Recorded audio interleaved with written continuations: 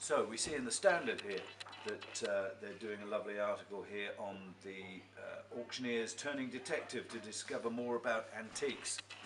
Indeed, that's a daily occurrence really with this business. So let's see if we can help you do something to help yourselves in this area. This, as you can see, is a chest of drawers.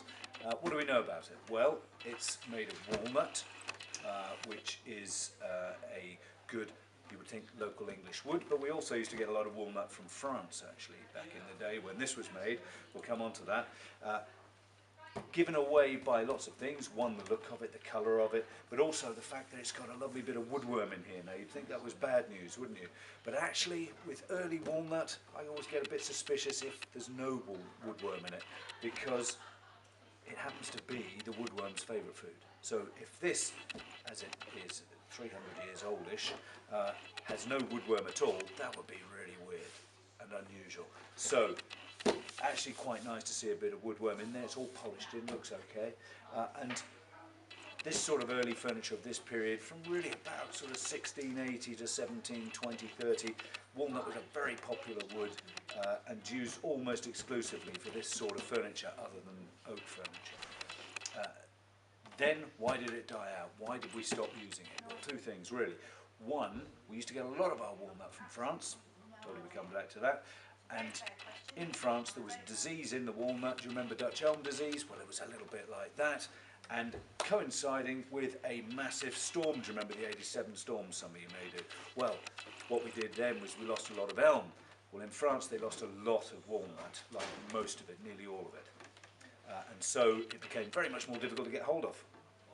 Now this coincided with the better travelled trade connections with all sorts of exotic parts of the world, and we started then to use a little bit more mahogany. We'll come back to that as well.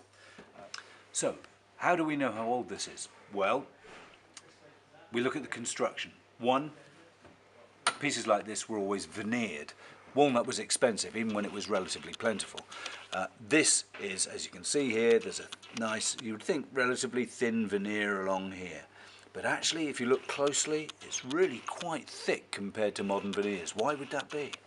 Well, this, of course, was made pre-industrial revolution, 1720. So, it's before machines, before wonderful woodworking machines were invented, that allowed you to cut the veneers really, really thin, which was much more efficient. This was done by hand, and you can see here where it's thicker here to here. In fact, the whole drawer, if you look at the way the drawer is constructed, nice and thick this end, thin this end. Why? Because it wasn't easy to do by hand. So that's the first thing to look for here. Look at the thickness of the veneers. If you've got a nice, thick, chunky veneer, it's likely that it's pre-industrial revolution and therefore of the period that this is. Also, if you look at the inside of it, it's very unlikely that you will see on a chest of drawers of this age the original handles. Now, you do find them sometimes, but quite often they're changed with fashion. You see quite often a big circular hole here that's been filled where you had the Victorian knob handles put in. This would be the original handles here, which would have been possibly little teardrop handles. And on the front here, you can see the replacement handles that somebody's put in to look sort of Georgian. Well, they're actually the wrong sort of handles. They're a bit later than this chest of drawers would have actually had in the first place. But, so look at the handles. Very simple things to look out for. Then you can actually see inside the chest of drawers and have a really good look here. And you can see inside there's a piece of wood here, this drawer runner, which keeps the drawer actually sitting in the chest of drawers. That's been replaced, yeah, and you can cut off at the back. This side, you can see over here, you can see these massive grooves. Now there's a drawer been going in and out of there for nearly 300 years. Well, of course it's going to wear. If you find something like this with no wear and tear on it whatsoever, start to become suspicious. It means either it's been replaced or it's not original at all, and the thing's much later than it looks. Okay, so moving on from the walnut furniture to quite often the more common mahogany furniture used throughout the Georgian and Victorian periods, certainly well into the 19th century and into the early 20th century. Why did that happen, do we think? Well, trade links, of course, and shipping and transport and all sorts of things were a major factor. We could get further afield, and they discovered all these wonderful exotic woods like mahogany. That coinciding with the demise of the walnut supply, and then generally fashion, saw a proliferation of lots of mahogany. And this is very much a mahogany, probably from the sort of South American regions, or Honduras, that sort of area.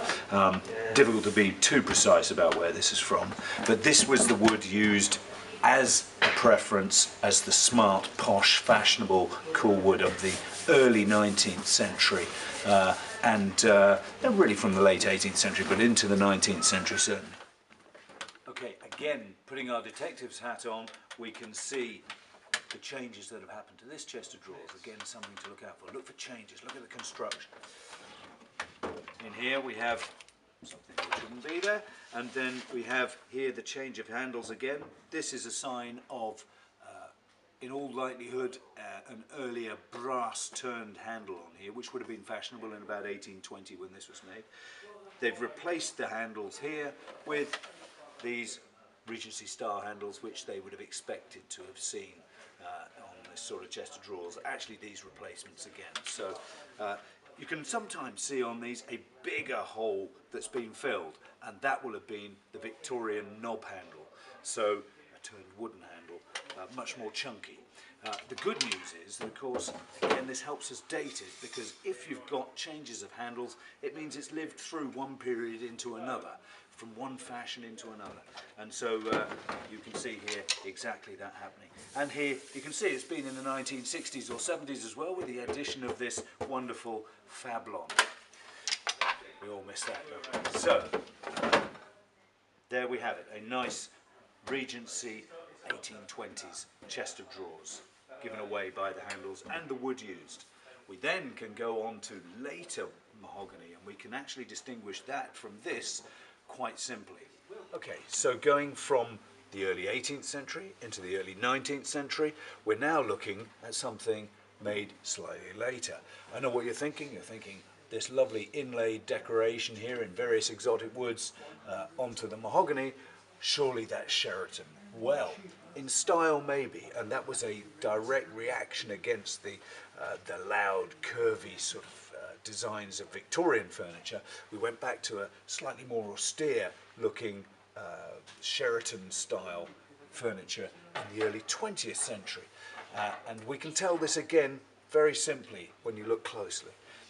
And I don't know whether you'll be able to see this, but you can try, and try on your own anyway. If you look at the mahogany here, it has a slightly yellower, paler, blonder fleck to it, which is a type of mahogany brought out of the West Indies and used into this in furniture like this, really only from the latter part of the 19th century into the early 20th century. So whilst this might look every inch something Sheraton late 18th century, and in style it certainly has all that going for it. Practically, it can't be of that period, because this wood was not used until much later, so it has to be of that Edwardian period. Well, hopefully that gives you a few pointers into how to look at your furniture in a different way and try and find out a bit more about it. However, the bad news is that people have been faking this sort of stuff throughout the 19th century, well into the 20th century, and even today. And they will make old-looking pieces of furniture out of bits of old furniture put together in at a later date. Well, that would mean grinding down the drawer runners to make them look old, using old drawer fronts with new carcasses of chest of drawers, that sort of thing. And they do it with all of it, really. So my advice is, if you're in any doubt, consult with somebody like myself. There are other people out there too, so that we can really take a close look and look with some experience at really what you've got there.